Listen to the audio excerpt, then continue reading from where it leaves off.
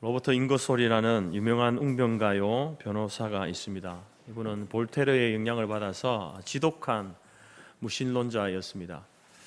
당시 함께 이제 동시대를 살았던 분 중에 무디 목사님이 계셨는데, 이 무디 목사님은 이제 하나님의 말씀은 성경은 진리다, 하나님의 말씀은 생명이다, 그래서 우리 모두는 성경을 사랑해야 된다, 이 성경 말씀이 바로 우리를 생명으로 인도하는 안내자이고 천국길을 안내해주는 유일한 책이다, 이렇게 그 시대에 많은 사람들에게 외쳤습니다. 하지만 잉거솔은 이제 그에 반하여서 성경은 허위이고 우화이고 외설적이고 잔인하며 음란하고 거짓이다, 그리고 하나님은 없다, 이 세상이 전부다 라고 비웃으면서 기독교에 반대했던 사람이었습니다.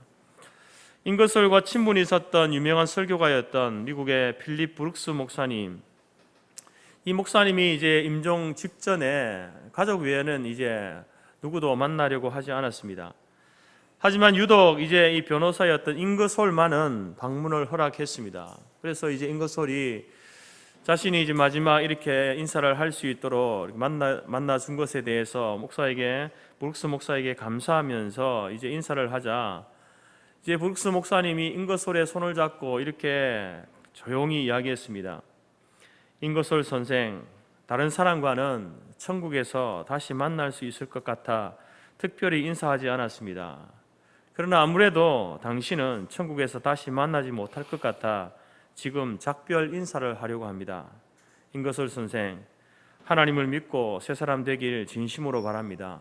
이것이 나의 마지막 부탁입니다. 이런 복음을 전했습니다.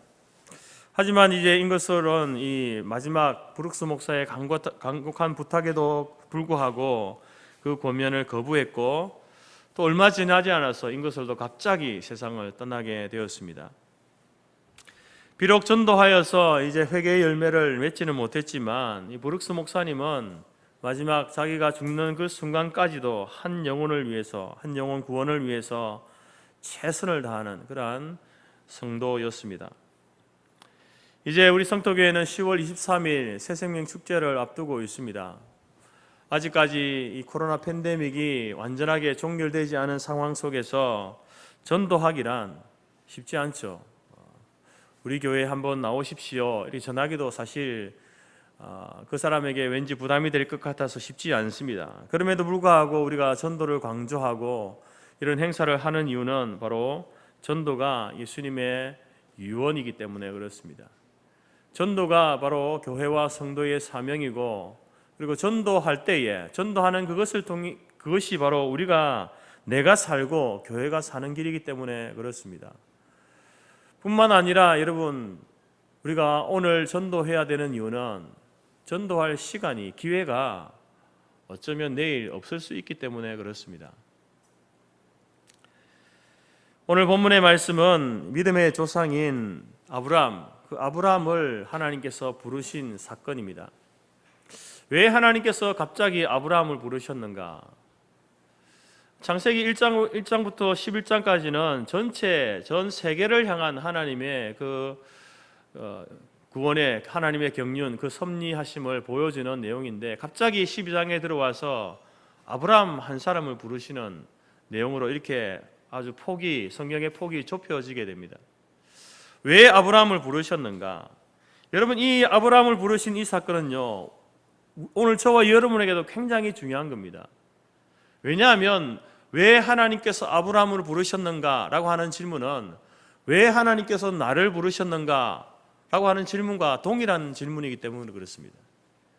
이것은 우리의 존재에 대한, 나의 존재에 대한 질문이고, 나의 가치에 대한 질문이고, 나의 존재의 이유에 대한, 사명에 대한 질문입니다. 그렇기 때문에 이 질문은 정말 중요한 질문이다라는 것이죠. 아브라함을 부르신 그 하나님께서 바로 오늘 저와 여러분을 불러주셨습니다. 우리를 부르신 데는 분명한 이유가 있습니다.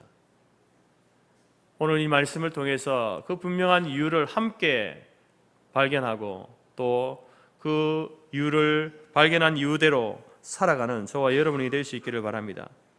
하나님께서 왜 아브라함을 부르셨는가? 하나님께서 왜 나를 부르셨는가? 첫 번째는요, 구원의 복을 주시기 위해서 불러주셨습니다. 구원하시기 위해서 부르신 겁니다. 여러분, 아브라함의 고향이 어디입니까? 갈대아 우르라고 이렇게 이야기합니다.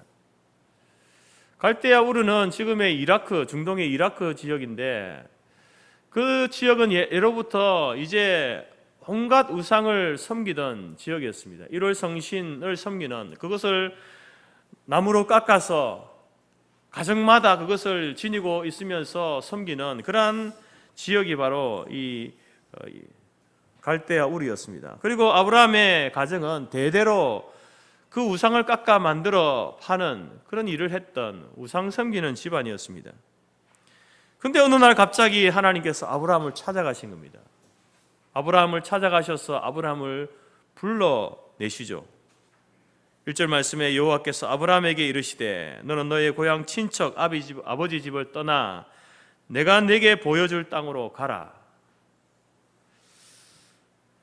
하나님께서 여러분 어떤 면에서 잘 살고 있는, 조용히 그냥 시대의 흐름에 따라서 그 가정의 분위기를 따라서 그렇게 잘 살고 있는 아브라함에게 찾아가시고 아브라함에게 청천벽력 같은 말씀을 하시는 겁니다. 내 고향 친척 아버지 집을 떠나서 내가 너에게 보여줄 땅으로 가라, 이렇게 말씀하시는 거죠. 그런데 하나님도 이상하지만 아브라함도 이상합니다. 그 하나님의 부름에 대해서 아무런 반감을 가지지 않고 부르심에 순종하여서 고향을 떠나는, 그래서 이제 아브라함의 인생의 제2기 믿음의 여정의 인생이 아브라함에게 시작되는 그 시작이 바로 여러분 창세기 12장입니다. 여러분, 하나님께서 아브라함을 부르시는 이 사건을 통해서 우리는 기독교의 중요한 이 구원관, 하나님께서 인간을 어떻게 구원하신가에 대한 구원관인을 우리가 보게 되는데요. 이 세상의 모든 사람들은 이제 하나님이 지으신 창조물입니다. 피조물입니다. 하나님께서 육체를 만드시고 또 그 육체 안에 하나님의 영을 불어 넣으셨기 때문에 여러분 모든 사람들은 그래서 그 하나님, 그 절대적인 존재에 대한 갈망이 있습니다. 그 절대적인 존재를 의지하고 살아가고자 하는 갈망이 있죠. 그래서 사람들은 그 하나님을, 절대자를 찾게 되어 있습니다. 어떤 모습으로든지 자기가 의지해야 될 대상을 찾게 되어 있습니다. 그래서 이 세상의 종교들은 인간 편에서 인간이 바로 그 하나님, 그 절대자를 찾아야 된다, 이렇게 이야기합니다. 그래서 그들은 깊은 명상을 하거나 돌을 닦거나 수행을 하고 선행을 행하면서 그렇게 하면은 우리가 하나님을 찾고 하나님을 만날 수 있을 것이다, 그렇게 가르칩니다. 그것이 바로 세상 종교의 구원관입니다. 내가 열심히 뭔가를 하고 뭔가를 노력하고 내가 최선을 다해서 그 일을 하면 우리가 하나님을 찾고 하나님을 만날 수 있다. 이것이 세상의 구원관이죠. 그러나 여러분, 기독교의 구원관은 그렇지 않습니다. 기독교의 구원관은 사람이 하나님을 찾는 게 아닙니다. 하나님께서 우리를 찾아오시는 것이 기독교의 구원관입니다. 하나님께서 우리의 마음의 문을 놓고 하시는 것이죠. 왜 하나님이 우리를 찾아오시는가? 왜 하나님께서 우리의 마음의 문을 놓고 하시는가? 그것은 여러분, 사람이 아무리 노력한다고 해도 하나님께 도달할 수 없기 때문에 그렇습니다. 세상의 종교가 말하는 것처럼 우리가 열심히 명상하고 묵상하고 수행하고 선행을 행하면 하나님을 찾을 수 있다, 만날 수 있다 라고 말하지만, 그러나 사람은 결코 아무리 노력해도, 아무리 명상하고 수행을 하고 선행을 해도요, 하나님을 찾을 수 없습니다. 만날 수 없습니다. 왜냐하면 우리와 하나님 사이에는 죄라고 하는 넘을 수 없는, 사람이 넘을 수 없는 벽이 있기 때문에, 그것으로 가려져 있기 때문에 하나님을 찾을 수 없는 거예요. 만날 수가 없는 겁니다. 그래서 여러분, 우리가 하나님을 알고 하나님을 찾는 일에는요, 사람은요 전적으로 무능한 겁니다. 노력은 할 수 있습니다. 노력은 할 수 있지만, 그러나 여러분, 우리의 노력으로, 나의 노력으로 절대적 하나님을 찾고 만날 수가 없다라는 것입니다. 그래서 하나님께서 그것을 아시기 때문에 하나님께서 직접 우리를 찾아오시는 겁니다. 하나님께서 우리를 불러주시는 거예요. 그래야 우리 하나님을 만날 수 있고 여러분 하나님을 믿을 수 있다라는 겁니다. 그렇게 하나님 우리를 찾으시고 우리를 불러주실 때에, 그때에 누구든지 믿음으로 하나님의 초청을 받아들이면 구원받는 겁니다. 하나님의 자녀가 된다는 것이죠. 이처럼 저와 여러분은 구원받을 만한 자격이 없습니다. 없는 존재입니다. 사랑받을 가치가 없는 그러한 존재인데, 하나님께서 부르실 때에 아브라함처럼 겸손하게 그 초청을 받아들이면 구원을 받는다는 겁니다. 우리에게 구원을 주신다라는 겁니다. 그래서 사도 바울은 이러한 구원을 이렇게 이야기하죠. 너희가 그 은혜를 인하여 믿음으로 말미암아 구원을 얻었나니 이것은 너희에게서 난 것이 아니라 하나님의 선물이다. 너희가 열심히 찾고 노력하고 해서 얻은 것이 아니라 하나님이 거저 공짜로 주시는 선물이 바로 구원이다. 그래서 여러분, 기독교의 구원의 원리는요, 오직 은혜입니다. 오직 믿음, 오직 은혜의 원리죠. 여러분, 우리가 그래서 이 구원의 원리를 아는 사람은요, 정말 나는 아무런 자격이 없고 아무런 가치가 없는 존재인데 하나님이 나를 찾아와 주시고 나를 불러주셔서 내가 하나님의 백성이 되고 하나님의 자녀가 되었다, 정말 가치 있는 인생을 살게 되었다라는 사실을 알게 된 사람은요, 그래서 여러분, 그 사람은 성경을 읽고 때로 찬송을 부를 때에 감격하고 눈물을 흘리는 겁니다. 근데 여러분, 하나님께서 내게 그런 나를 찾아와 주셨고 내게 그 놀라운 은혜를 베풀어 주셨다라는 사실에 대해서 공감하지 못하면요, 아무리 성경을 읽어봐도 아무리 찬송을 불러도 무덤덤한 거예요. 무덤덤한 겁니다. 하나님께 주신 이 구원이 얼마나 놀라운 것인지 우리가 평생을 노력하고 찾고 구해도 얻을 수 없는 겁니다. 그런데 하나님께서 우리에게 찾아오셔서 우리를 불러주시고 찾아오셔서 우리를 하여금 인간답게 살도록 해주시는 그 은혜가 내게 주어졌다라는 사실을 알게 될 때에 여러분, 우리 눈에는 뜨거운 눈물이 흐르는 거죠. 감격과 감사의 눈물이 흐르는 겁니다. 우상숭배자 아브라함이 체험한 이 구원의 사건은요, 바로 오늘 저와 여러분이 체험한 사건과 동일한 사건입니다. 우리도 하나님을 떠나 살던 인생들이었습니다.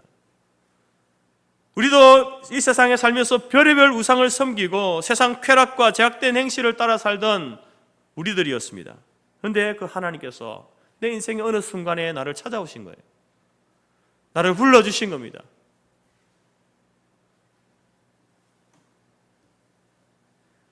아브라함의 경우는요, 하나님의 계시가 진행되던 그러한 시대였기 때문에 하나님이 직접 하나님을 찾아가셨어요. 물론 하나님의 모습을 보여준 건 아니죠. 하나님은 형체가 없는 분이기 때문에 모습을 보여줄 수가 없습니다. 그러나 분명히 하나님께서 아브라함을 찾아가셔서 아브라함을 그 이름을 불러주신 거예요. 하나님의 직접적인 부름, 하나님의 직접적인 그 찾아가심이 아브라함에게 있었던 겁니다. 그런데 오늘날 우리를 향한 하나님의 부름은요, 아브라함과는 다른 방식이죠.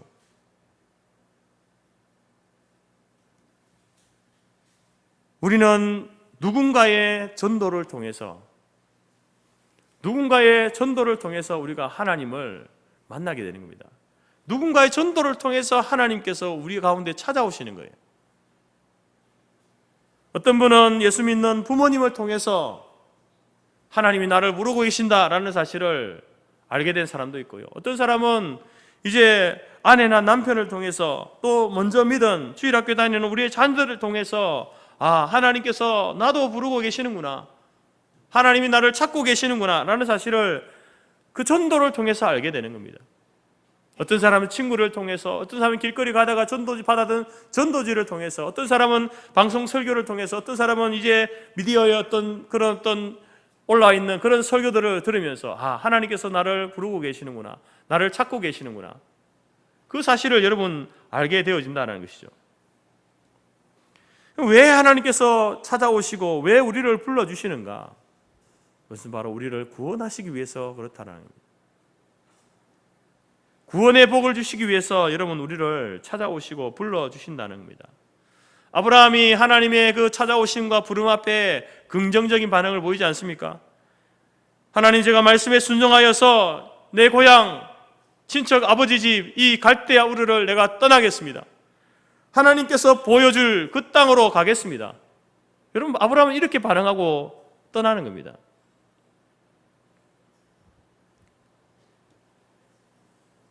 그 순간의 그 떠남을 통해서 아브라함은요, 평생 그 삶을 그렇게 살아갔다라는 겁니다.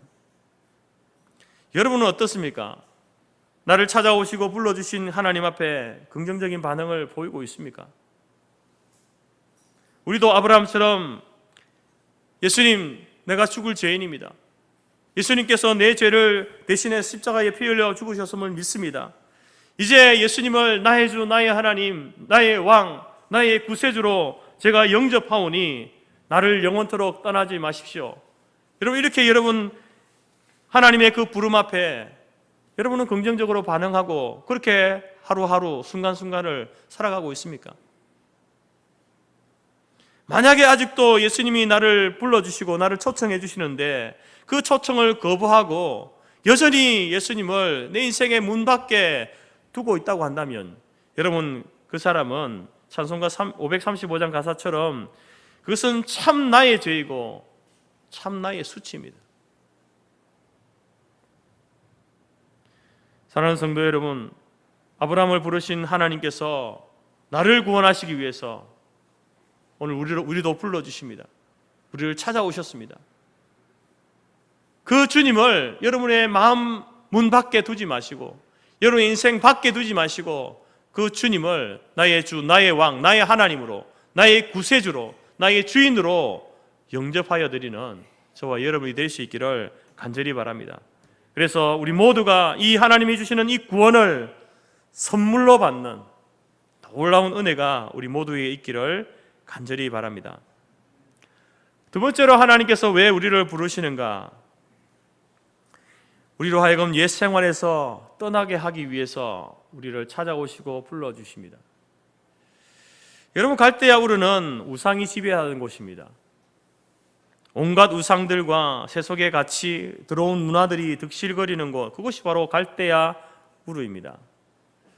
그런데 하나님께서 아브라함에게 그런 곳을 떠나라 이렇게 말씀하시죠. 그곳을 떠나서 내가 너에게 보여줄 땅으로 가라. 옛날 성경에는 내가 내게 지시한 땅으로 가라 이렇게 말하는데, 다시 개역 성경에서는 내게 보여줄 땅으로 가라. 여러분, 이 보여줄 땅이라는 것은요, 지금 보여준 겁니까? 아직 안 보여주신 겁니까? 아직 안 보여준 거죠. 그러니까 사실 이 말씀 뭐냐면은 너 집을 떠나서 나가라 이겁니다. 어느 길을 통해서 어디로 가라 이 말씀이 아니에요. 그냥 가라는 거예요. 떠나라는 거예요. 그냥 떠나라. 그래서 여러분, 갈 바를 알지 못하고 가는, 그것이 아브라함에게 주신 명령입니다. 네가 어딘지는 모르지만 지금 이 갈대아 우르를 네가 떠나라 이렇게 명령하시는 거예요. 그런데 여러분, 아브라함은요, 그 명령에 순종하지 않습니까? 과연 이렇게 여러분 떠나라고 하는 이 명령 앞에서 정말 모든 자기의 짐을 다 싸고 이제 떠나는 것이 과연 여러분 쉬운 일이었겠습니까? 갈대아 우르는 아브라함이 나고 자라고 이제 살고 있는 곳 아닙니까? 그래서 여러분, 그곳에서의 삶은요, 어쩌면은 그 시대는 너무나 단순한 시대였기 때문에 그 삶이 예상되던 그러한 장소입니다. 자기가 이제 나는 여기서 이렇게 살 거야, 자기의 아버지를 보고 자기 할아버지를 보면서 아, 나도 저렇게 살겠지, 모든 삶이 여정이 예상되어지는 곳이고 삶이 안정되어 있는 곳 아닙니까? 근데 그곳을 떠난다는 것은요, 쉽지 않죠. 쉽지 않은 일입니다. 아브라함이 오늘 말씀을 보니까 당장 떠나는 거 보니까 떠나는 것이 그렇게 뭐 어려운 일은 아니었구나 이렇게 생각해서는 안 된다는 겁니다.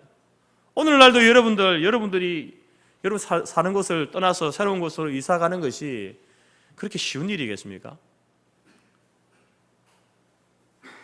물론 아브라함의 시대와 비교했을 때는 훨씬 더 쉽죠. 우리는 어디로 갈지, 어떻게 가는지 다 알아보고 미리 다 알고 다 준비해놓고 가기 때문에 아브라함 때보다는 훨씬 쉽지만, 그래도 여러분 이사를 가거나 이민을 간다는 게 그렇게 쉬운 일은 아니지 않습니까? 자기가 지금 읽어놓은 삶의 터전을 떠난다는 것은요, 쉬운 일이 아닙니다. 아브라함 시대는 더 그렇죠. 어느 길로 갈지도 모르고 어디로 갈지도 모르고 그곳에서 어떤 일이 일어날지도 모르고 어떤 삶을 살지도 모르는 그 상황 가운데 하나님께서 갑자기 찾아오셔가지고 너 떠나라 라고 하실 때에 그것이 쉽지 않은 결정입니다. 그런데 아브라함은 그 결정 앞에 여러분 바르게 순종하여서 미련 없이 고향을 떠나는, 새로운 땅을 향해서 나아가는 그러한 모습을 보게 됩니다. 그래서 아브라함은 이제 가는 곳마다 여러분 제단을 쌓고 하나님께 예배드리는 삶의 이제 방식이 바뀌어버린 거죠. 그럴 수밖에 없는 거예요. 우리는 이 아브라함의 이런 모습을 보면서 역시 아브라함이다, 믿음의 조상 아브라함이구나, 이렇게 우리가 칭찬할 수 있지만, 물론 칭찬해야 될 부분이지만, 그러나 여러분 아브라함의 입장에서 볼 때는요, 이렇게 할 수밖에 없는 거예요. 갈대아 우르 있을 때는 의지할 대상이 있는 겁니다. 자기에게 일어날 일들이 어떤지 예상되어지고 의지할 대상이 있고 하기 때문에 부모님을 의지하면 되죠. 이웃들을 의지하면 되는 겁니다. 그러나 여러분 이제 갈대아 우르를 떠나고 나서는요, 의지할 대상이 없는 겁니다. 자기나 자기 함께 떠나는 가족이나 똑같은 상황 아닙니까? 누가 누구를 의지합니까? 그러니까 하나님만 의지하는 거죠. 떠나라 하신, 명령하시, 찾아오시고 불러주신 그 하나님, 그 하나님을 의지할 수밖에 없는 겁니다. 그래서 여러분 가는 곳마다 제단을 쌓고 하나님께 예배 드리는 겁니다. 우리가 하나님 앞에 예배 드리는 이유도 그겁니다. 그것이 되어야 되는 거죠. 내가 세상에 다른 많은 것들이 있지만 그것을 의지하지 않고 하나님만 의지합니다. 이게 여러분 예배자의 자세입니다. 오늘 여러분들이 그런 마음으로, 그런 중심으로 하나님을 예배해야 되는 거예요. 뭐 세상에서도 의지할 것 많고 기댈 것 많은데 거기에 덤에서 하나님을 의지한다, 하나님을 바라본다, 하나님 그걸 원하지 않는 겁니다.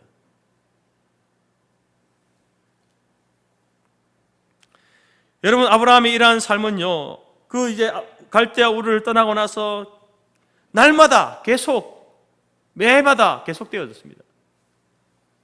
심지어 여러분 100세 때 얻은 금쪽 같은 아들 독자 이삭 하나님께서 바치라고 할 때에 여러분 그 상황 속에서도 독자 이삭을 바치는 절대 순종을 보입니다. 하나님 앞에 절대 순종을 보입니다.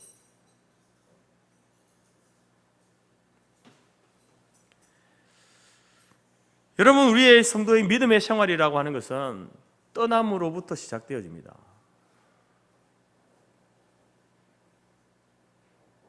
예수를 믿게 되면요, 떠나야 하고 버려야 할 것이 많아집니다.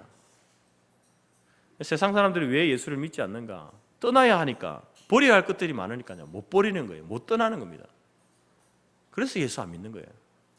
왜? 지금 내가 누리고 있는 게 너무 좋고 가치 있다라고 생각하거든요. 그것이 최고라고 생각하거든요. 그래서 예수를 못 믿는 겁니다. 여러분 예수를 믿게 되어지면, 믿음의 생활을 하게 되면요, 많은 것으로부터 떠나야 됩니다. 이전에 못된 성격, 성품, 못된 버릇, 습관, 좋지 못한 취미, 더러운 말, 욕심, 탐욕, 음란, 이 모든 것들을 하나둘씩 떠나고 하나둘씩 청산해야 되는 거죠. 그러니까 이전에 예수 믿기 이전의 삶의 방식과 패턴과 예수 믿기 이후의 삶의 방식이 달라져야 된다는 겁니다. 아브라함이 달라졌잖아요. 우상을 만들어 팔던 그 상황에서 가는 곳마다 제단을 쌓고 하나님을 예배하는 삶의 방식이 바뀌는 게, 그게 믿음의 생활입니다. 뿐만 아니라 하나님이 기뻐하시는 사람으로 변해가는 거죠. 옛 생활을 떠나는 것만 아니라 더 적극적으로 하나님이 무엇을 기뻐하시는가, 하나님이 기뻐하시는 삶의 모습으로 변해가는 것, 그래서 우리는 성화라고 이렇게 이야기합니다. 버리고 변화되어져 가는 게, 그것이 여러분 믿음의 생활입니다. 여러분들은 예수 믿은 이후에 자신에게 일어나는 이런 변화들을 여러분 스스로가 인식하고 있습니까?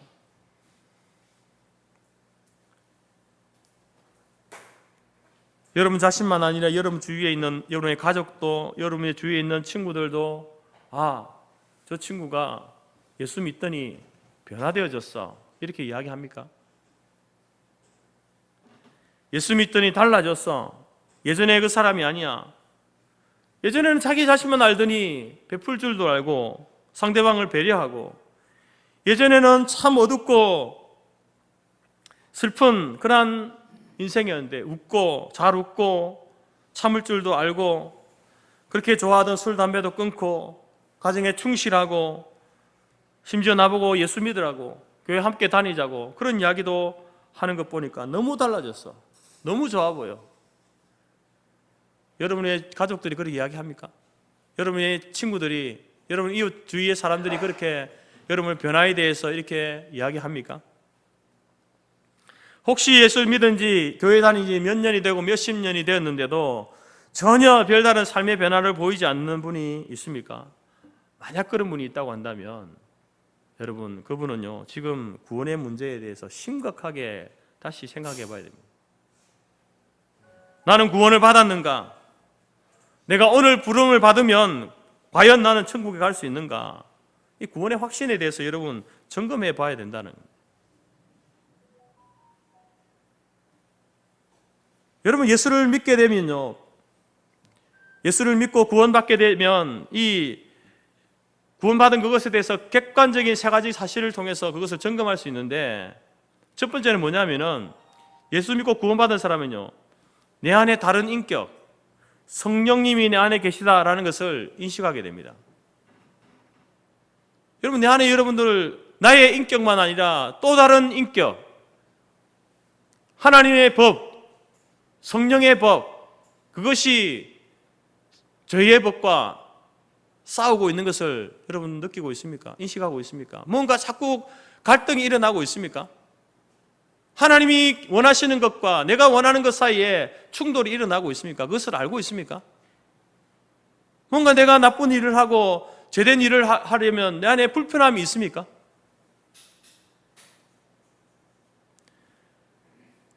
두 번째로 내가 구원받은 것에 대해서 우리가 알 수 있는 객관적인 사실은요, 성경이 하나님의 말씀임이 믿어지십니까?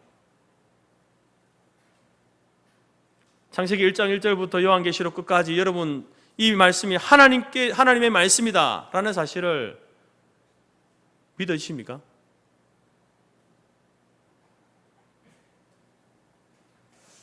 세 번째로 내 삶의 변화를 보이고 있는가? 내 삶이 변화되고 있는가? 갈라디아서 말씀처럼 성령의 9가지 열매, 그 9가지 열매가 여러분들 가운데 뭐 정도의 차이는 있겠지만 그 열매가 여러분 삶 가운데 맺혀지고 있는, 맺는 그런 삶을 살고 있는가? 이러한 사실들을 통해서 여러분 우리가 이 구원에 대해서 점검해 볼 수 있는 겁니다.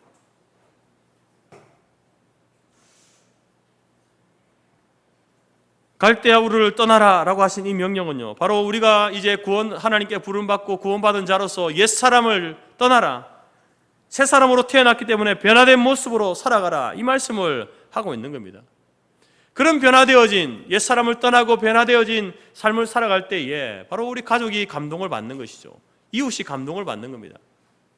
왜? 그 변화는 부정적인 변화가 아니거든요. 긍정적인 변화이거든요. 더 인간적인 삶이고 하나님이 원하시는, 하나님이 기뻐하시는 삶이기 때문에 주위에 있는 사람들도 그 영향을 받게 되는 거죠. 그러면서 야, 저 사람이 예수 믿더니 정말 달라졌어, 나도 예수 믿어볼까? 여러분, 여기서 여러분 관계 전도가 나오는 거예요. 하나님께서 나를 찾아오시고 나를 부르시면요, 변화된 삶을 살도록 하시기 위해서 그렇습니다. 변화의 열매, 특히 성령의 9가지 열매를 맺어가는 그 삶을 살도록 하시기 위해서 우리를 찾아오셨고 불러주셨다라는 사실을 꼭 기억하시고, 여러분의 삶 가운데에 그 변화의 삶, 성령의 열매를 맺는 그 삶을 살아가는 저와 여러분의 삶이 되어지기를 주님의 이름으로 축복합니다. 세 번째로 하나님께서 우리를 찾아오시고 부르시는 것은 이제 사명의 삶을 살도록 하기 위해서 그렇습니다. 오늘 본문 2절 3절 말씀을 보십시오. 내가 너로 큰 민족을 이루고 내게 복을 주어 내 이름을 창대하게 하리니 너는 복이 될지라. 너를 축복하는 자에게는 내가 복을 내리고 너를 저주하는 자에게는 내가 저주하리니 땅의 모든 족속이 너를 인하여 복을 얻을 것이니라. 여러분, 하나님께서 아브라함에게 복을 주시겠다라고 말씀합니다. 그것은 땅의 복, 자손의 복, 그리고 이제 안전의 보장에 대한 복을 하나님이 주십니다. 근데 여러분, 그 하나님께서 2절 말씀 보면 복을 주시는데 이런 표현을 합니다. 너는 복이 될지니라. 너는 복이 될지라. 네가 복이다, 이렇게 말해요. 네가 복 덩어리다, 복 자체다, 이렇게 말하는 겁니다. 그래서 이 복 덩어리인 아브라함이 가는 곳곳마다 복이 굴러가니까 복이 가는 곳마다 복을 받는 거예요. 동일한 복을 받는 겁니다. 그래서 아브라함을 영접하고 환영하는 사람은 그 복을 받게 되어 있습니다. 그러나 그렇지 않는 사람, 아브라함을 미워하고 아브라함을 핍박하는 사람들은 저주를 받게 될 것이다. 왜? 아브라함이 복덩어리니까. 그 복을 받으면 그것을 아브라함을 영접하는 것은 하나님의 복을 영접하는 것이고 아브라함을 거부하는 것은 하나님의 복을 거부하는 것이기 때문에 여러분, 하나님께서 이 말씀을 하고 있다는 겁니다. 여러분, 실제로 하나님께서는 아브라함에게 이 복을 주셨는데 네가 복이다 라고 말씀하시면서 복 주신 그 복을 이스라엘 역사 가운데 다 성취해 주셨습니다. 훗날 아브라함 후손은 가나안 땅을 차지하게 됩니다. 또한 아브라함은 이스라엘의 그 조상이 되어지죠. 육신의 조상이 되어집니다. 땅과 후손을 주십니다. 뿐만 아니라 오늘날에는 믿음의 조상으로 인류의 존경과 사랑을 받는 인물이 되어 있습니다. 아브라함처럼 하나님을 믿고 순종하고 사랑하는 자들에게 여러분, 우리에게도 동일한 복을 주시는 거예요. 하나님께서 구원의 복을 주십니다. 하나님의 자녀가 되고 천국 백성이 되고 부활의 소망과 영생 복락을 누리는 이 놀라운 복을 우리에게도 주신다라는 겁니다. 왜 하나님께서 아브라함에게 복을 주시는가? 왜 우리에게도 그런 복을 주시는가 하는 겁니다. 그것은 바로 여러분, 땅의 모든 족속이 너를 인하여 복을 얻을 것이다 라는 이 말씀 속에 담겨 있습니다. 이것을 위해서 우리에게 복을 주신 거예요. 너만 복받고 그치를 끝나는 것이 아니라 너로 인하여서 땅의 모든 족속이 너와 동일한 복을 받도록 하는 그것을 위해서 내가 너를 불렀고 너를 찾았고 너에게 구원을 주었고 너를 변화시켰고 복을 주었다는 겁니다. 사랑하는 성도 여러분, 우리도 하나님의 은혜로 구원받고 옛삶을 청산하고 하나님의 놀라운 복을 받은 자들입니다. 우리를 이런 삶으로 이끌어주신, 인도하신 하나님의 의도가 무엇이겠습니까? 하나님이 주신 복을 나만 누리라고, 네 배만 불리라고 그렇게 불러주신 것이 아니다라는 거예요. 여러분, 우리가 사람과의 관계 속에서 사람에게 어떤 분에게 우리가 선물을 하게 되면요, 선물 받은 사람은 그 선물 받은 선물을 자랑하죠. 아까 우리 장로님 이야기한 것처럼 그것을 자랑하게 되어 있습니다. 정말 좋은 선물을 받으면요 자랑하게 되어 있죠. 선물만 아니라 나에게 선물을 준 그 사람을 평생 고마워하고 감사하고 사랑하고 그리고 그 사람이 행한 그 선행에 대해서 여러분 이야기하게 되어 있는 거예요. 선전하게 되어 있다는 겁니다.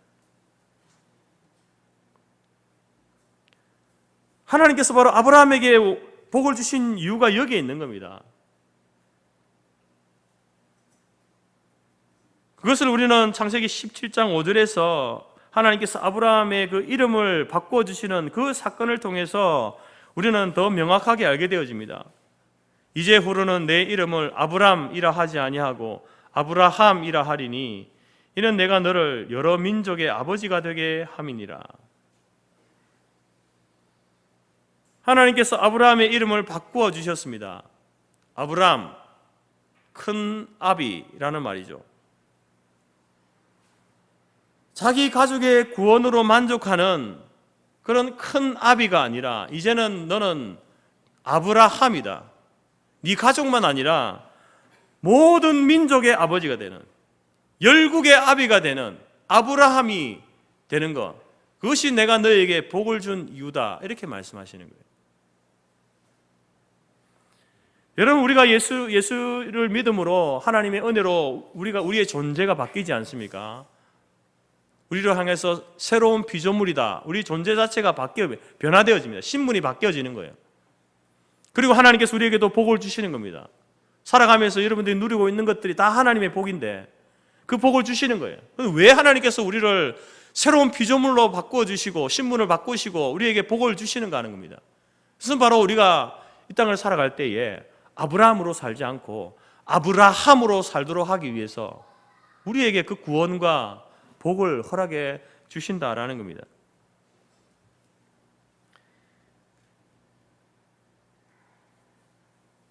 여러분, 우리가 하나님의 은혜로 구원을 받았습니다. 하나님의 그 은혜에, 구원의 은혜에 비친 자들 아니겠습니까? 그러면 우리도 여러분 이제는 아브라함의 인생이 아니라 나만 아는, 우리 가족만 아는 이런 인생이 아니라 아브라함의 인생을 살아가야 되는 거예요. 이제는 우리의 여러분 삶의 바운더리를 내 안에만 머물러 있는 것이, 우리 가정에만 머물러 있는 것이 아니라 이웃을 향해야 되는 거죠. 우리 교회만 향하는 것이 아니라 교회 밖을 향해야 되는 거예요. 우리 한국만, 대한민국만 아니라 세계 열방을 향해서 우리의 눈이 열려져야 한다는 것이죠. 그게 여러분 아브라함의 삶입니다. 하나님께서 아브라함이 이름을 바꿔준 게 네 이름이 안 좋으니까 바꿔주신 게 아닙니다. 그렇게 살라고 바꿔주신 거예요. 우리의 존재도 마찬가지입니다. 하나님께서 우리에게 복을 주신 것도 마찬가지예요. 그렇게 살라는 거예요. 너는 이제 복덩어리야. 네가 가는 곳마다 그 너를 영접하는 자가 동일한 복을 받게 될 거야. 그 삶을 살라고 우리에게 여러분 우리의 존재와 또 우리에게 이 사명을 주셨다라는 겁니다. 사도 베드로도 여러분 이러한 사실을 너무나 잘 알기 때문에 이렇게 이야기합니다. 너희를 어두운 데서 불러내어 그의 기이한 빛에 들어가게 하신 자의 아름다운 덕을 선전하게 하려 하십니다. 우리를 여러분 어두운 데서 불러낸 이유가, 그 피한 그 빛에 들어가게 하신 이유가 바로 우리로 하여금 그 예수 그리스도 하나님을, 예수 그리스도를 선전하라고 우리를 그렇게 부르셨고 불러내셨고 그 하나님의 생명의 빛 가운데로 우리를 걷게 하시는 겁니다. 존 스토트 목사님은요, 복음 전도라는 책에서 그 첫 장에서 침묵하는 죄를 지적하고 있습니다. 침묵하는 죄. 여러분, 우리가 이 예수를 믿고 살아가는 이것이 하나님께서 우리에게 주신 이 구원이, 그리고 하나님 주신 이 놀라운 이 복이 복음이다, 좋은 소식이다 라는 사실을 정말 안다면은, 그리고 그것을 하나님께서 우리에게 전하라고 맡기셨다는 사실을 안다고 한다면요, 복음을 전하지 않는 것은 죄라는 겁니다. 침묵하는 죄라는 겁니다. 입술을 열어서 우리의 손과 발을 들어서 그 복음을 전하는 일을 해야 되는데 그것을 하지 않으면 여러분 그것은 정확하게 죄를 짓고 있는 일이다, 이렇게 이야기하고 있습니다. 하나님이 주신 이 복을 자신만 누리는 것도 죄라는 거예요. 직무유기라는 거예요. 직무유기.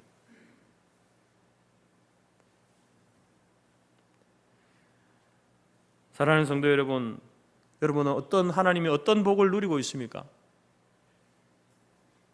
어떤 복을 누리고 있습니까? 오늘 제가 이 자리에 서 있는 것, 여러분 앉아 있는 것, 여러분 그 하나님의 놀라운 은혜의 복 아니겠습니까? 이 자리에 오고 싶어도 오지 못하는 분, 서 있고 싶어도 서 있지 못하는 분들이 얼마나 많습니까? 그런데 우리는 그것을 누리고 있거든요. 당연하듯이 누리고 있는 거예요. 그러나 여러분, 당연한 것이 아니라 하나님께서 우리에게 주신 복입니다. 은혜이죠. 이 복을 아직까지 우리에게 하나님께서 유지하시고 주신 이유는요, 바로 우리에게 주신 이 사명, 복 덩어리로 살라고 하신 사명, 네가 가는 곳마다 네가 입을 열어서 손과 발을 사용하여서 전하는 그 복음을 전하는 곳마다 그 복음을 듣는 사람들도 동일한 복을 누리도록 하도록 하기 위해서 우리에게 하나님께서는 이 복을 지금 유지하고 계신 겁니다. 사랑하는 성도 여러분, 오늘 아브라함을 부르신 하나님, 그 하나님께서 오늘 저와 여러분을 불러주셨습니다.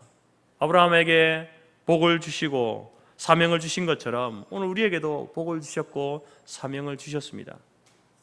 우리에게 구원을 베풀어 주셨죠. 우리로 하여금 변화된 삶을 요구하시고 또 우리에게 사명을 맡겨주셨습니다. 오늘 이런 하나님의 부름에 반응하여서 복을 전하는 자로 살아갈 수 있기를 바랍니다. 우리에게 여러분 기회가 그렇게 많지 않습니다. 오늘이 마지막일 수도 있고요, 올해가 마지막일 수도 있는 거예요. 최선을 다해서 나에게 남은 시간이 얼마인지는 알 수 없지만 구원의 감격과 변화된 삶과 또 복의 통로로 살아가는 여러분 우리 모든 성토교회 성도들이 되기를 바랍니다. 이제 10월달, 11월, 12월 3개월을 남겨두고 있는데 물론 우리가 10월 23일을 D-Day를 정해서 이 전도 사역을 하고 있지만 여러분 10월 23일만 날이겠습니까?